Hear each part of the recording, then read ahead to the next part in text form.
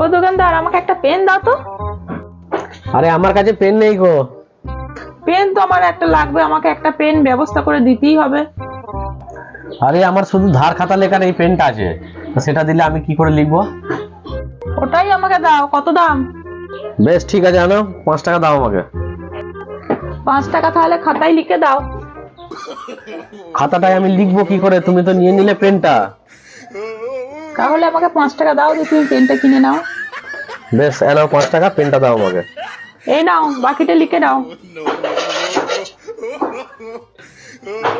ঠিক আছে, লিখে নিলাম 5 টাকা। এই নাও 5 টাকা, দিয়ে তুমি পেনটা আমাকে দিয়ে দাও, আর ধার খাতাটা তোমার কেটে দাও। বেশ, তোমার ধারটা কেটে দিলাম, আর এনাও তোমার পেনটা দাও। এই দেখো, পেনের পয়সা দিয়ে দিচ্ছি, তাহলে তুমি আর কিচ্ছু পাচ্ছ না। আমি অঙ্কই বহুত পাকা, আমার কাছে হিসাব পত্র ক্লিয়ার রাখতে হবে, বুঝতে পারলে?